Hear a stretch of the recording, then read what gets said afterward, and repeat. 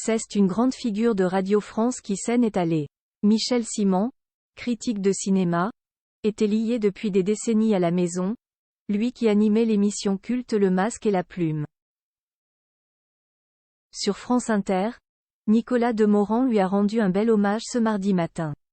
La suite après la publicité Radio France est en deuil avec la disparition d'une figure importante du cinéma et de la radio. Le critique et historien du cinéma, Michel Simon, célèbre voix depuis plus d'un demi-siècle de l'émission Le Masque et la Plume de France Inter est décédé à l'âge de 85 ans.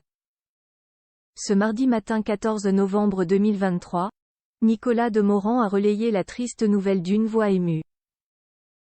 Aux commandes de la matinale de France Inter avec notamment Léa Salamé, Nicolas Demorand a tenu à rendre un bel hommage à Michel Simon. Sa voix se confondait avec celle du cinéma. Amoureux des films, compagnon de ceux qui les réalisaient. Érudit, critique majuscule qui aimait débattre et ferrailler comme on le fait beaucoup moins aujourd'hui. Parenthèse ouvrante. Parenthèse fermante. Mais comment Michel Simon gardait-il la curiosité en entrant dans une salle de cinéma après avoir vu tant de films? Après avoir entendu Michel Simon, l'on comprend qu'il restait disponible pour accueillir une œuvre.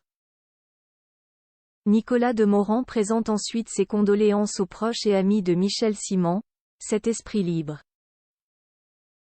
Le Masque et la Plume, émission de radio iconique passionnée de 7e art, Michel Simon avait commencé à écrire sur le cinéma lors de ses études avant de collaborer à partir de 1963 à la Revue Positif, en tant que critique puis directeur de la publication, a rappelé France Inter.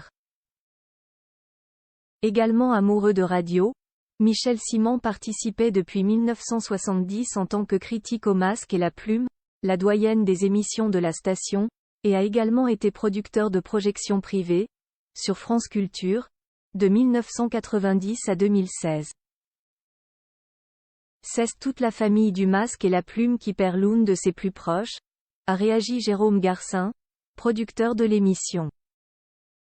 C'est peut-être l'esprit le plus libre, le plus encyclopédique que la critique de cinéma ait jamais produit, poursuit l'écrivain journaliste qui anime cette émission depuis 34 ans. Michel Simon, qui avait été président du syndicat de la critique, avait participé une dernière fois à l'émission le 24 septembre dernier.